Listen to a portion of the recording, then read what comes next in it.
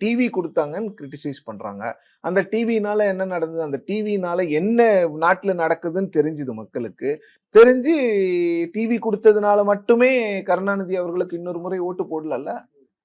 அதே டிவியில திமுக பத்தின விஷயங்களை தெரிந்து கொண்டு தானே அவர்களை வீட்டுக்கு அனுப்புனாங்க அந்த தேர்தல்ல. சோ அதிமுக ஆட்சிக்கு வந்த பிறகு அவங்க ஒரு ஸ்கீம் கொண்டு வராங்க. அந்த ஸ்கீம்ஸை இம்ப்ளிமெண்ட் பண்றாங்க. அம்மா உணவகம். அம்மா உணவகத்தை வந்து இன்னைக்கு நாடு முழுவதும் எல்லாருமே வந்து வேற பேர்ல தான் நடத்திட்டு இருக்காங்க.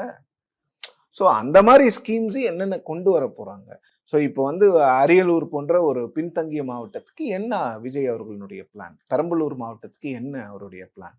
ஏன்னா டிஎம்கே கவர்மெண்ட் வந்து இந்த அரியலூர், பெரம்பலூர் போன்ற பின்தங்கிய மாவட்டங்களுக்கு ஃபேக்டரிஸ் கொண்டு போறாங்க. இப்ப இந்த நான் லெதர் ஃபுட்வேர் ஃபேக்டரிஸ் கொண்டு போறாங்க. விஜய் என்ன கொண்டு வர போறாரு? இதெல்லாம் கொஞ்சம் மைக்ரோ லெவல்ல இறங்கி பேசினாதான் இனிமே தமிழ்நாட்டுல வந்து நீங்க வந்து ஒரு மாற்று சக்தியா வளர முடியும்.